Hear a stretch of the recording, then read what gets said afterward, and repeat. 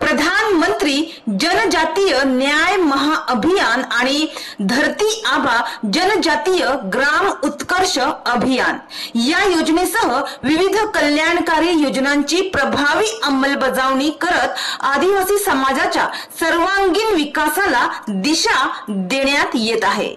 तर याच पार्श्वभूमीवर पालघर जिल्ह्यात आज आदिवासी विकास मंत्री प्रोफेसर डॉक्टर अशोक उईके यांनी प्रशासन, वसतिगृहातल्या विद्यार्थिनी आणि लाभार्थ्यांशी थेट संवाद साधला। आज 7 ऑगस्ट रोजी पालघर जिल्ह्याच्या दौऱ्यावर आलेले आदिवासी विकास मंत्री डॉक्टर अशोक उईके यांनी पालघर येथील शासकीय मुलींच्या वसतिगृहातील विद्यार्थिनींशी थेट संवाद साधला।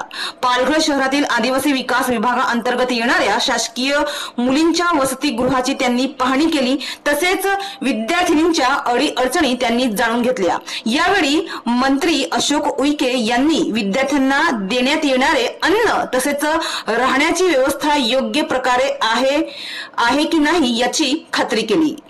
आज 7 ऑगस्ट रोजी आदिवासी विकास मंत्री अशोक उईके हे पालघर जिल्ह्याच्या दौऱ्यावर आले होते।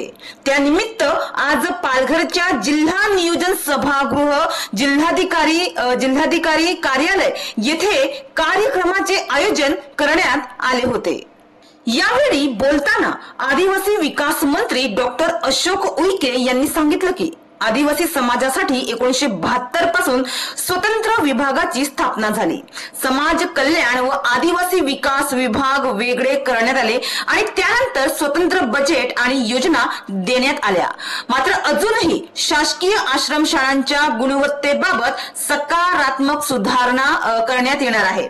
शासकीय आश्रमशाळा हे केंद्रबिंदू मानून विद्यार्थ्यांचा सर्वांगीण व्यक्तिमत्व विकास आणि स्पर्धात्मक क्षमतेचा विकास हे आमचे मुख्य उद्दिष्ट आणि संकल्प असल्याचे प्रतिपादन डॉक्टर अशोक उईके यांनी यावेळी केले।